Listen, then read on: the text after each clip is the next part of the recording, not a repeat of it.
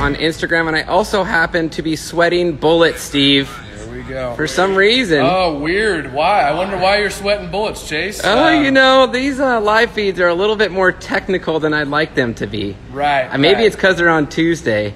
I have hired a professional to come teach me how to do my job. I have George Hamill coming next week. Oh, good. Old Georgie. Yeah, he's got to teach me how to be a live one here. But what's going on, Steve? Not much, guys. We have a very special guest today. We have Alan Rudd with Best in the Desert. So we're going to be going over to him once he signs on to Instagram Live. Yes, sir. We're going to be talking with him. But before we do that, let's go chat with Justin and see what he's up to. What's going on, Justin? It's been a week since we've talked to you. It has. Seems so long, right, Steve? You miss yourself constantly. Always. You know what, though? I mean, Chase has actually had a really nice vacation. I did. You got to go to Tahoe. I did, and it has seemed to work against me right now at this moment in time. You really did not recharge your batteries because you suck worse than ever before. This is very true. I'm so sorry, you guys, for being late.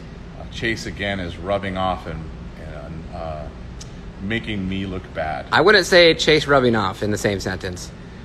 True. This is true. Speaking of that, Steve noticed something about your wardrobe. Steve would notice something about mine. No, I don't think we should actually show anybody. We should. Well, there'd be nothing to show. But anyways. So the thing is that Chase has got two phones in his hands. He can't stop doing what he's doing to reach down and up-zip or re-zip his fly is open. XYZ, man. Examine your zipper. It's open and it's peeking, and we're gonna let him hang there all feed because he can't do anything about it. Sometime LeBron just likes to hang out. I don't know what to say. LeBron? That's his name. Les in James? Yeah. He is such a prick. A little prick. With that being said, we got someone on the line. The man, the myth, the legend, Mr. Best in the Desert himself. What's going on, Alan? Are we in now? We're in, Alan. Sorry about that. We're having technical difficulties over here. No. I was on my end. Yeah, it was all Chase. Hey, Alan, before we do the full introduction with you, we want to let everybody know what we're up to.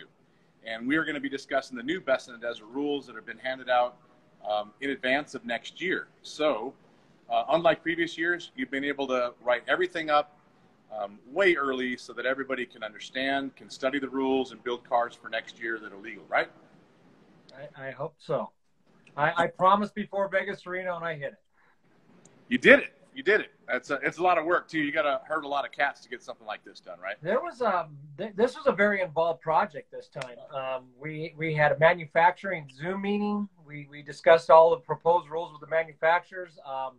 And pretty much the first draft went out the window. Brian and I have discussed. We've talked to builders and racers and a whole lot.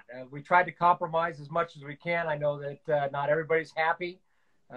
That's impossible to do, but I hope it helps better the sport and it keeps it alive. So, having read the rules myself, I haven't committed them to memory yet. But there was one thing that I noticed. You and I actually discussed it, but I'm going to bring it up again. Okay. There was one sentence in the UTV rulebook. It states that you must have a driver and you must have a co-driver at all times. 2 seats in a 2-seat vehicle, you must have a driver and a co-driver. Well, to me, I like to kind of live in the gray area as much as I can. I'm like, there's nothing in that statement that says that the navigator actually has to be alive.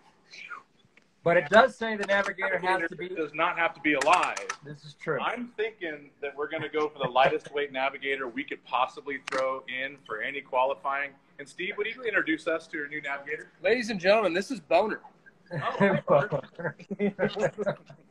The rule does state that the navigator has to have an armband. So if you can get Boner to walk up, sign up, and get an armband and sign the waiver release, you're pretty good.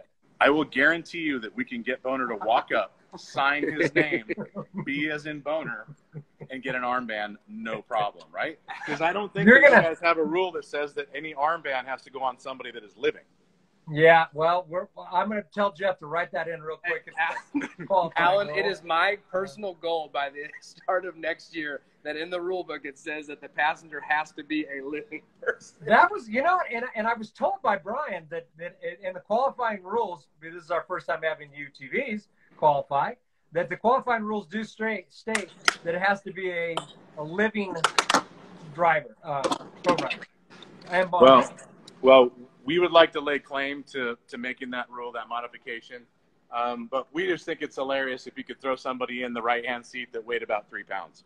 I gotta tell you, you are not the first guy that's called me and asked me that. See, just like normal racers should, they should be looking and reading between the lines. As a matter of fact, Boner lives in Gray Area, USA, and he normally wears glasses. Right now, he's got his contacts in. Sorry, Justin. You just said he. I don't want you to assume the gender of Boner, so please refer to. I apologize. I don't want to make any assumptions on Boner. Thank you. Yeah, a forensic pathologist be the only person that could tell us exactly what that. But then we'd have a fight over that. Yeah, that would be a lot. Yeah, but with his contacts in, he reads between the lines, Alan. Yes, I know. Speaking of reading between the lines in gray areas, I spent 3.5 hours with these rules on the phone with Eddie Frisk, who's built a lot of trophy trucks. He's built some pretty fast UTVs. He's an old friend of mine, and he actually, I sent him a set of rules, and he called me back and says, "You and I are going to sit down and let's go through them." So that was a big help. We reworded and tried to clarify and tried to get rid of as much gray as we possibly could. There's still gray in there, and I know it, but we tried to get rid of as much as we possibly could. Well, if racers are doing their job, they're going to find that spot no matter what, and then it's your job to close it eventually. And that's half the fun, right? It's cat and mouse. Yeah, I think you're one of the first ones with one of the few grays that we left it called on it. Well, so speaking of the rules, you did some class consolidation and class expansion in a way. Why don't you kind of paraphrase all that? Exactly. What we did was the big push has been to reduce the amount of UTV classes. So the big one we did was, as time has gone on, the RS1 Pro class was really a dead class. We get 1 or 2. There was a lot of people kept calling and asking, can we run the RS1 with the NA? We've sat back and we've looked at it. We've had RS1s running rally. We looked at it. They've not dominated there. We're kind of looking at the times. They're right in there. So we decided to talking to some of the teams and decided to add a weight. So the RS1 has to weigh 1,500 pounds without driver. And we think it's going to be, it's 10 inches shorter. It's got its own complications. There's no co-driver to help change the tire or read the GPS in the dust. So we think that it's going to be a good add to the NA class. And there's been a lot of interest in it. I think it's going to help build up those numbers. And it's going to make it, kind of like every buggy class there is runs single-seat and 2-seat cars. So your goal with that was to try and make sure that RS1s and everything else in the class are fairly similar in speed. And, you might find that changes, but you probably have to modify it slightly. That's an open, yes. Steve, you got a good question? I do have a question because we're talking about different classes, and I just kind of want to see, you guys do a lot of different UTV classes, but could there be a different weight class when it comes to riding? Because this particular Shock Doc Matt, he's of larger stature. Would you guys have a class for heftier people? Like go-kart racing, huh? Exactly. The one that actually has been gained a little traction, and we've talked about is age racing. We've talked about going to motorcycles and going to a plus 50 class. But that's back to how many UTV classes do we need? Back to your original question on the classes and the condensing. So we kind of broke it down. The Sportsman Rally, we decided to combine those two.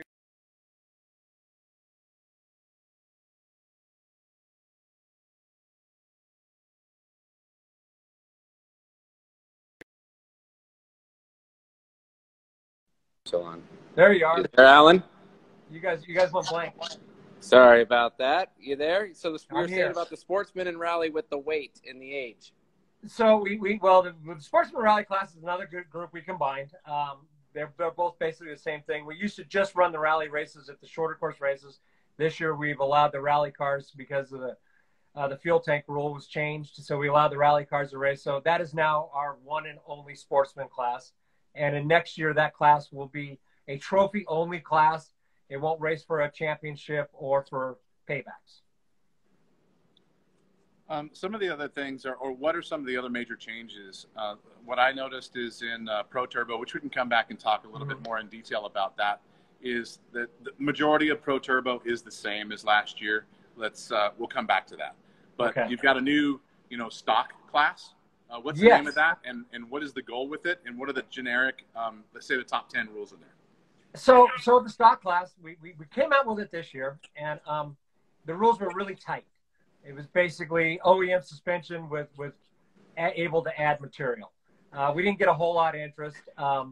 Most everybody wants to buy cool parts for their UTV. They like shock therapy. They like all the guys.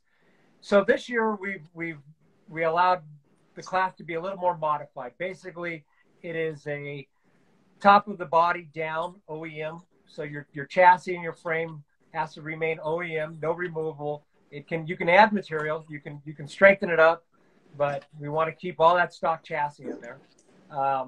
We're allowing aftermarket arms and aftermarket suspension kits. I kind of call it our bolt-on class. Pretty much anything you can go on the internet, point and click, and do stuff like that. It is we clarified in it that the amount of things that you're allowed to modify is written out. But it's basically, you can buy your sway bar knuckles, you can buy an aftermarket rack and pinion if it bolts into the stock place. Your steering, all that has to bolt into OEM locations. It must be interchangeable. Spindles need to remain OEM. Your clutches, you're allowed to respring them and do clutch kits, but run OEM parts.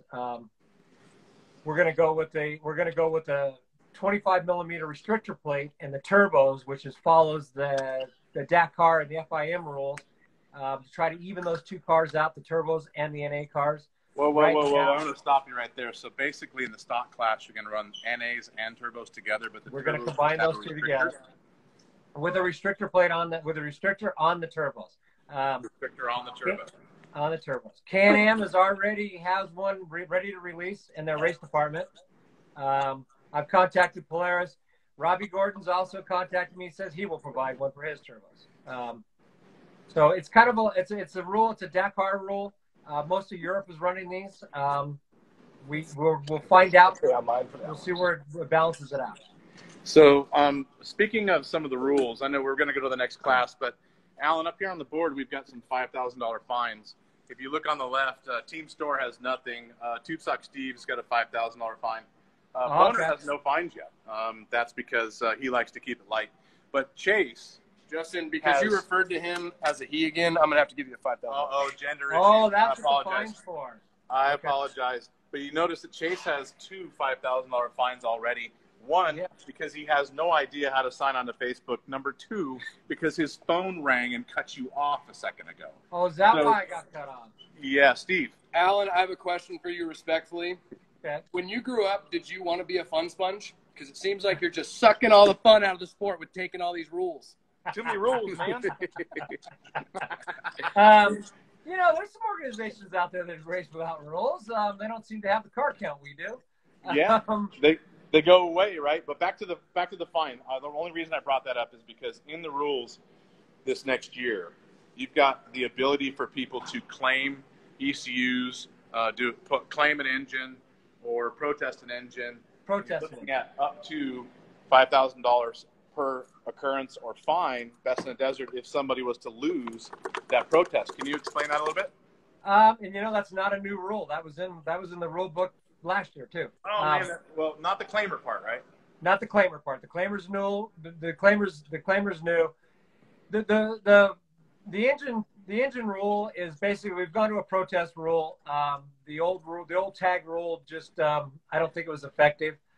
This year we've had good success and we don't seem to have any problems with it. We haven't had anybody run along and squeal. So that rule is kind of in there. We're kind of leaving that around. The ECUs, There's wobbling that some guys are getting different ECUs that other guys can't get. So we decided to within the OEM ECUs, right? Within OEM ECUs, you're concerned that maybe people have different abilities within those ECUs than others. Yeah, there's rumors that there's flashes that everybody can't get. So, and there's a lot of denials of that. So the simplest way is I talked around and we kind of came up with a pretty good sized number. And if somebody wants to claim the ECU, and go for it. So I think it was $2,500, right, Alan? Yes. So if I show up at $2,500 and I go right up to the winner, I can claim his ECU for $2,500 and I can plug that into my car and go for it. Correct. Okay, not that I would do that, but that's how that would work. That's how that would work. I think that's pretty cool. I mean, it keep a lot of people honest. Or it may not work. I mean, for instance, in a Can-Am, I can't take a 2021 ECU that I might have claimed or bought for $2,500 and plug it into our car because we run a 2020 engine, so it would be kind of useless for me in that, or for someone that was in that position, right? So it can only work for certain people.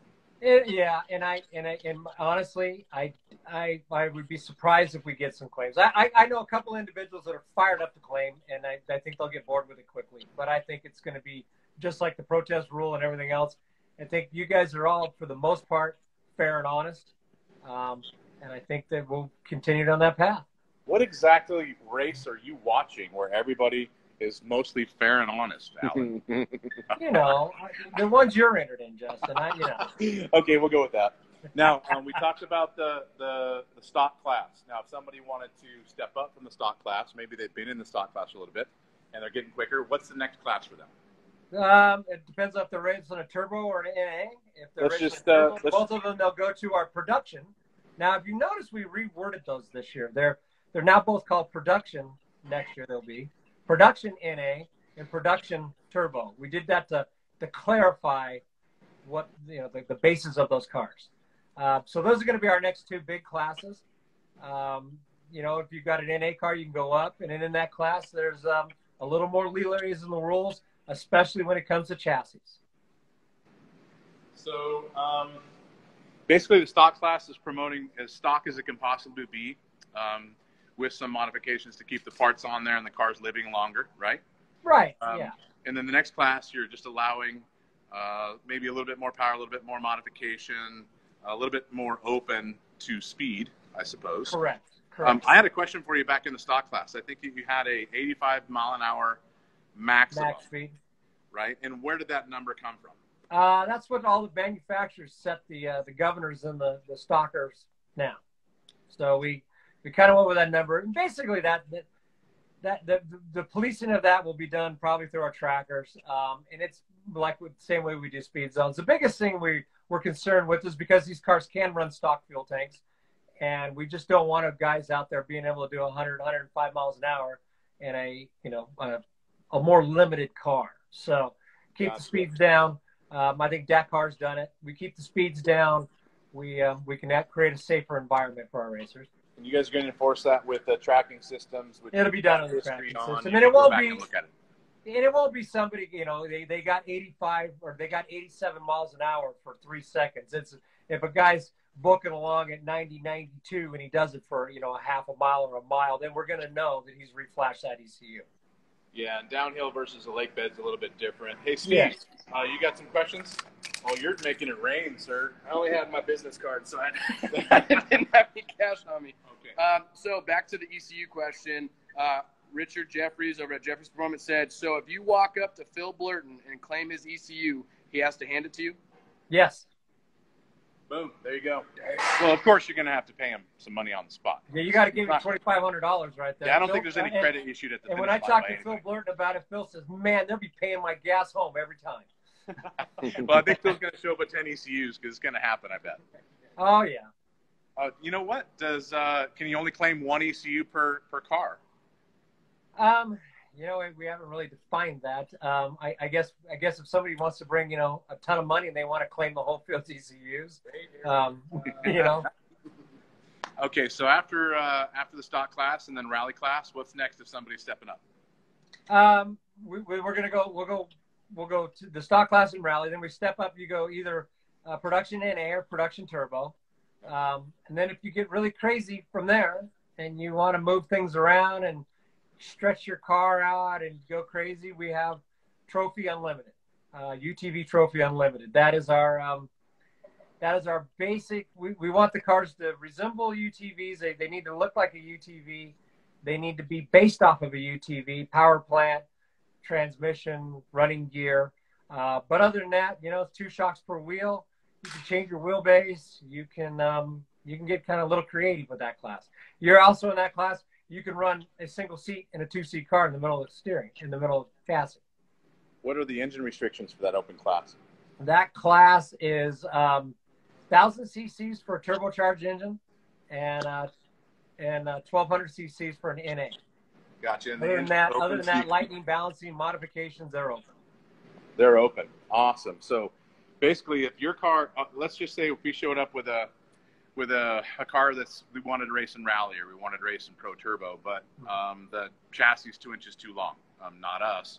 Let's just say that was the case. Then it would get bumped into that class right away because that's the only one that allows for chassis mods. That's our only class that we're really allowing the pivot points to be moved. Gotcha. Now, if you're not in that open class, then what's the next class from there? Well, we have a new class. It's in the class we ran last year, and it's been redefined. It's open. Open is based along the lines. It's more of a prototype type class. It is based along the lines of manufacturers coming out with something new and something different that just doesn't fit into another class. It is based on your smaller manufacturers. These guys that are building 10 to 20 UTVs a year. We will homologate those guys and say, yes, you're now a small manufacturer, and you can go race this prototype class. The OT3s, the Dakar cars, they can come over and race into that class. And it's kind of a stepping stone class. It's a new things coming out. So we'll just give it a place to put it and run it, and so we can see where it's going to fit in. Now, from that point on, I think the only thing left is going to be Pro Turbo. Is that right? That's correct. Production Turbo. And in Production Turbo, what would be the 2 or 3 rules that I think have actually changed from last year going into next year? Well, it's interesting because there's a lot of people that think I changed the rule, and I'm going back to a 2020 rule book I have here in front of me. UTV5 Suspension. It states all suspension and mounting points must remain in stock, design and in the stock location and or position on the frame as delivered from the manufacturer. Suspension mounting points may be reinforced for strength.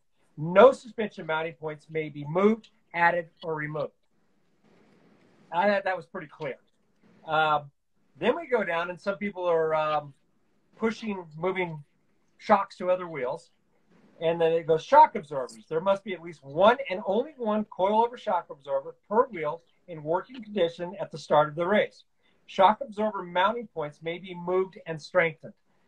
That rule, the intention of that rule was for long travel kits to move that shock back and forth on the arm and, to get the geometry right as you ran a wider arm.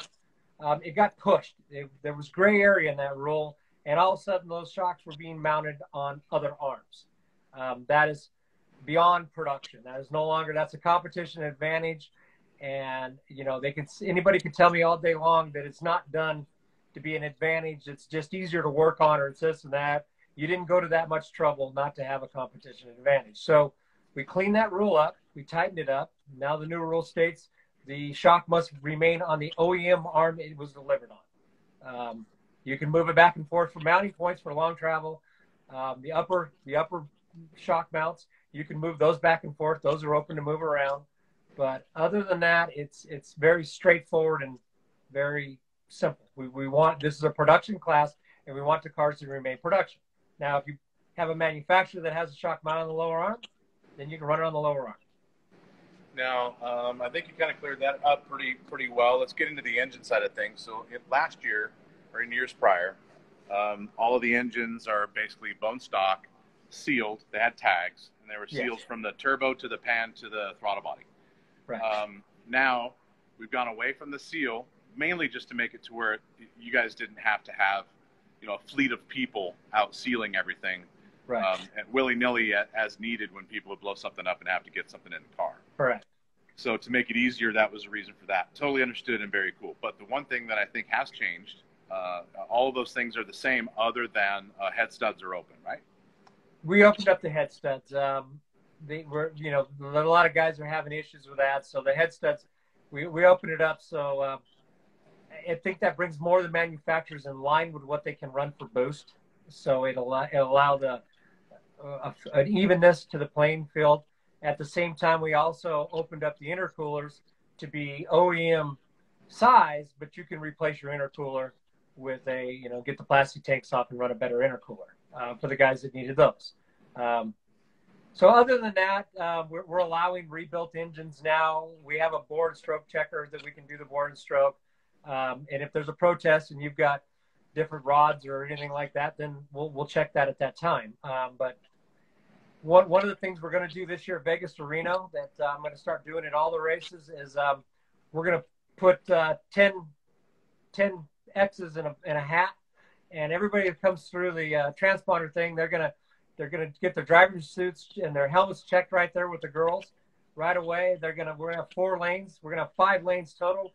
We'll have 1 lane all the way over that's going to be a more in-depth inspection. So you'll reach into the hat. You'll pull out, you get a black X, you get to go over there. And at that one, I'm going to start measuring pivot points, probably do some bore and stroke checking on some engines if engine's not sealed. Just a more involved tech inspection, just because it's such a pain to do after the race and it's way more relaxed before the race. So 10's what I think we can do in the day that way. So it'll just be a random 10. I think that's pretty cool. It's kind of like, congratulations, you've just won the opportunity to be checked with a borescope. Yes. Bend over. Yes. Mitch, Mitch, you got a question? We're not gonna pick any genders either. No genders. Jump on it. Scout Racing wants to know if these rules on the classes are found on the Best in the Desert website. Yes, they are. There's a link on our website that'll take you directly to the 22 rules. We kept them separate so there's no confusion because these do not go into effect until 22. I've had several people say, "Oh, at Vegas Reno, can we run this?" No, not until 22. Gotcha. I know that in general, you guys have had a lot of discussions with the OEMs throughout the process of developing these rules. Just describe a little bit about their involvement, not necessarily dictating the rules, but how involved they are with you guys when it comes to trying to make things fair and promotable in the classes. Well, you know, it was very enlightening. It was actually a really kind of a fun conversation, and it was really positive. We put everybody in. I mean, Kawasaki was in it, Yamaha, Polaris, Can-Am, Speed. We had Honda briefly. He lost his connection, but we pretty much got everybody into it, and we just, you know, back and forth and just discussions of where each one of them thought it should go, where they wanted to go. Our biggest goal with UTV racing is, you know, the hindsight's 2020, and a lot of us have been around for a long time and watched truck racing die. There are 4 trucks right now entered in Vegas Reno that aren't in either 6100, Jeep Speed, or Unlimited. So, you know, truck racing it got so out of hand that it died. And we don't want that to happen to UTVs. And one of the biggest things is to keep the manufacturers involved and listen to what they have to say and where their marketing is going. And they had a lot of things. We didn't give them, you know, not everything they all wanted happened. But I think end of the day, we compromised all enough that everybody left pretty comfortable with where we're at and where we're going in the future. Well, it seems like the direction for the rules, especially being put out in advance, is geared around, at least from what I can see, longevity and where the classes can be counted on to be the same for a long time. You can run a car for a long period of time, and inclusion, where you've got everybody's got a place to go. Manufacturers are happy, privateers are happy. You've got classes you can run a car that doesn't cost very much to run or race. You've got classes that cost a ton to do. You've got a place for everybody in this, and they're written very fair. Well, thanks. That was something we worked on. You know, Brian Folks and I were back and forth going over these for 6 months. And as you'll say, I've called and asked a lot of questions, a lot of you. And it's just, I hope we did all of our research. I'm sure there's gray areas in there, and I'm sure there's people that aren't going to be upset. But end of the day, I think it's good for the sport, and I think it's going to be a set of rules that we can run for the next 5 years. Just to put a couple of things to bed, Steve's got a question before I do that. I got a question. So if Boner and I are out on the course and we're racing, and say we're in first, okay? We're about 20 miles from the finish line, and I start getting anxious, and I start feeling like I'm not good enough. If I pull over, do I still win the race? Do I still get the gold? No, Steve. Remember, Yeah. I think you have to claim. Don't you have to claim? So if my mental health is at stake, do I still get the gold if I'm in first place? Well, we'll have a committee on that. I think we'll do a vote, and we'll probably get back to you in like a week to give you the results. Okay. Perfect, Steve. That's all I needed to hear. So another thing I like to put to bed is the aftermarket chassis thing. I mean, once Sean Geiser built that chassis, we run that chassis. A lot of people jumped on that. A lot of people bought that chassis. It is still open. It is legal in Pro Turbo, but it is not in the rest of the classes except for Open, I believe, right? That is correct. Well, Unlimited. Unlimited is definitely legal. Pro Turbo is legal. NA, we wanted to build a stepping stone, so we still left NA with the bulkheads, the OEM bulkheads, and the 2 OEM rails on the bottom. We left those rules the same as they've been. So in the NA class, so it's kind of your next step up financially before you have to go and buy that full Geyser or Alsup or, I've had several other big trophy truck builders call in recently that want into the sport, and they want in. So I think in the next few years we're going to see a lot of speed out of UTV racing. We're going to see a lot of quality teams come along, and I think it's going to be amazing. Well, the class is growing leaps and bounds. The class is faster by a long shot every single year. And I know that a lot of the rules in place for UTVs are centered around, or at least using Class 10 as a kind of a guide, because we're basically as fast as the Class 10 cars are very similar now. Correct. You want to back it up, Phil Blurton beat all the Class 1s also at Silver State. Woo! Wow, that's kind of a huge accomplishment too. I think there was a couple of UTVs that were only a few minutes off the truck overalls too. You guys. Races, certain races might fit, but certainly not all of them. And you guys, and that's like somebody goes, "Oh, that's 1 or 2." I said, "No, these guys finish in packs. If 1 or 2 are faster, there's going to be 10 faster. The racing's tight. It's good. It's I hope we can continue that as we keep going forward." Well, that is the goal, right? We want to have growth in the class. We want to promote the UTV side of things. We want to promote Best in the Desert in general, not just UTVs, but all of the racing, and make sure that it grows and prospers. Right, Boner? What do you got to say? Yes, sir. So, qualifying. You guys ready for qualifying? Hey, good. You know what? That is the coolest thing that came out of all of this in the last few months, is having UTV qualifying. I am so excited for that.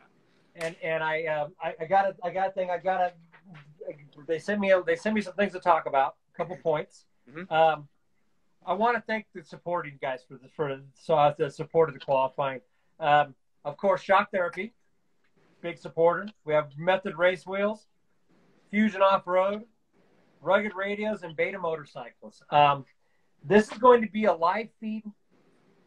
The whole race is going to be live feed, but the qualifying is going to be live feed. We're going to have camera crews out there. It'll be on Facebook, our Facebook. It's going to be exciting. It's going to be fun. It was a great expense. We kind of went out on a limb on it. I'm hoping that it really helps promote it. It's going to be fun. The first time the UTVs are going, there's been a little bit of I think we should get some side bets going on who's going to get the pole. I think we should get some side bets on whether or not you guys beat the 10 cars. I think it'll be fun. Well, it might depend on the course that you guys have laid out. Can you describe, you said something like a 5-mile it a loop or point to point? Here's what I know of the course. I know this is what I know of the course. It is going to be out at Gene. It's out past that last gravel pit that's in the mid. If that means anything to anybody. So it's out in that area. So it's a well-used desert. It's kind of gravelly out there. Not a lot of big gotchas. Definitely not Apex style. It's going to be a lot funner than Apex style. So we will see. Should be fun. Well, another thing that we're excited about is that you guys have got full commentary for all of the qualifying throughout the whole day, throughout the whole process.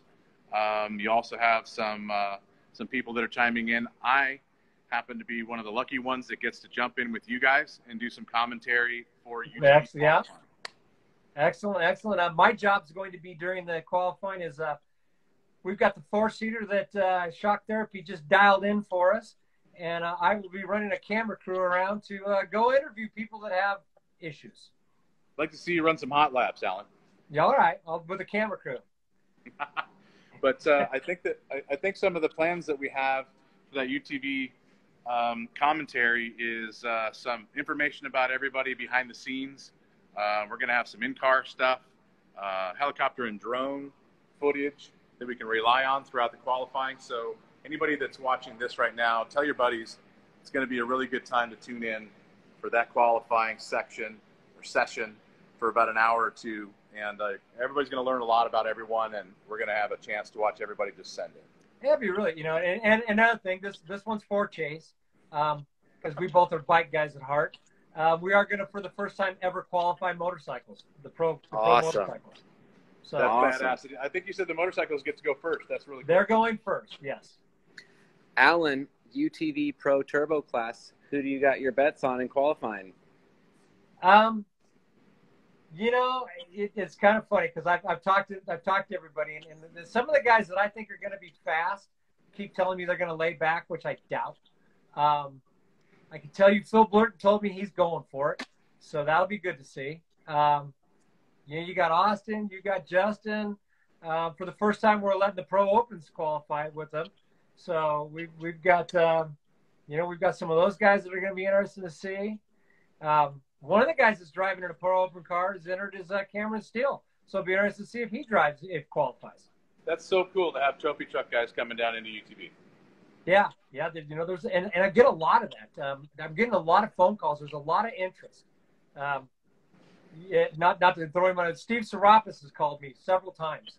He's totally into it. He's been reading the rules and he's all over. He's very excited about where this is going. So it's kind of great. It's great to see that growth and to see where it's. Tell Steve he cannot borrow Boner for the navigation duties on qualifying. He is definitely loyal Boner's to taken? Us. What's that? Boner is taken. Yes. Well, I said he. God, that's another 5. I'm sorry, Boner. It's taken for sure. He's not going anywhere. He is not going anywhere. My goodness. You just add up all the fines. You are going to have no money left to buy ECUs. Alan, my race purchase ECU budget is gone. You can see the board. I'm already way under. There'll be no claimed ECUs for you. Steve, what do you got? Alan, I have a question for you directly. If someone wants to ask you any specific questions about Best in the Desert, the way they reach you is at funsponge@gmail.com, or how do they reach out to you to get questions? Funsponge. It's Fun Hater I kind of prefer, You might have that nickname for all of this race. I'm just saying. You're welcome. Yeah, thank you. Thanks. Well, you know what? I got to tell you this. It is very, very hard to be the person in your shoes who is putting together the rules, who has to answer to everybody's questions, who has to listen to everybody's complaints about the rules. And you've got a really tough job. Steve's making fun of it. He's being lighthearted with Fun Sponge because somebody has to enforce them. But I don't think that's a really cool. I don't know. I don't think that's deserving because Alan puts his heart and soul into this, and it's 100% a joke. So I think you do a great job, and it's a thankless one, that's for sure. I appreciate it, and I do enjoy it. I enjoy you guys. If you leave a message, when you call me, you leave a message, I'll call you back. I get back to you. There's a lot of people are shocked. This is not my regular full-time job. I am on hiatus right now from it. I've got to go back. it's the passion. My son is the head of the motorcycles, so we're both into it. We both do this. That's awesome. We enjoy the best. We enjoy the off road and the best in the desert, and want to keep it growing. Alan, it's badass. Do you have anything else you want to touch upon and let everybody know about any of the rules or any of the racing before we go? No. I think if I've got the questions, let's hope this works out. There has been one. I have had one typo that we missed in the unlimited class, and I'm going to have to fix this. It's the only adjustment. In the unlimited class, I wrote the max wheelbase was 135 because I didn't think anybody'd ever go over that. Apparently, there are people that like to still stretch 4-seat Can-Ams, so we will go back to the 140 on that with the long travel. That's about it. I don't know what he's stretching the wheelbase, they're just trying to hit half the whoops. That's all. If they time it just right, then they'll see less damage. Well, yeah, exactly. Alan, thank you very much, man. If you don't have anything else, then we're going to close it out. I appreciate you guys' time. I look forward to hanging out with you guys, all of you, and even Boner. And I can't wait to watch Boner walk up and get his armband. It's going to happen. I just did it. Alan, before we let you go, your last question. Okay. Ramp Rat 943. What class is the Speed UTV going to be racing? When the Speed UTV, when you talk to Robbie Gordon would like the Speed UTV to race the classes that it is designed for. He said when he checks all the boxes and he's got his 1,000 sold and he fits all the rest of the rules, he wants to race into he'll probably run production turbo. He's not interested in running before that. He told me before. He may change his mind, but if he brought that car out right now to race at the next race, it would be a pro open, which is basically our prototype class. Open because he doesn't have the production numbers sold. Yeah. Do the same as building a custom car in your garage. Basically, yes. Same thing. Very cool, man. Well, someone has to enforce the rules, even when it's manufacturers that come knocking on the door upset. Had a few of those things. Alan, thank you very much. Thanks, guys. Oh, hold on, one more. We got one more. A lot of people saying thank you, Alan. Appreciate all the information. Solid job. Well said. So, yeah, we appreciate it. Thank you. Thanks, you guys. I love being on. Take it easy, man. See you out the race. All right. See you guys. Take care. Steve? We did have a question for Steve. Yeah. Yes, we got it. Steve, if you're in the car with Boner and you get a boner, what happens? I think the world. I think that's like what kicks the planet. That's when the world explodes. Well, I think technically, then you've had a baby boner that would be procreation. Yeah. Wow. I never thought that hard into it. Well, that would be brothers, Boner's brother, right? Wow, I never thought that. I never thought that hard into it. You know what I'm saying? But yeah, I don't know. I'm not to answer that question. Well, I do know one thing, and that is that Steve is excellent with his sidekick, Navigator Boner, at sending us out of this feed. Since we've covered all the rules that can be covered, thank you, Best of the Desert. Steve. Let's do it, Boner. Guys, again, if you're trying to reach Alan, please visit him at funsponge@gmail.com. But if you're looking to buy anything from us, please visit www.shocktherapyusa.com or call the shop at 623-217-4959.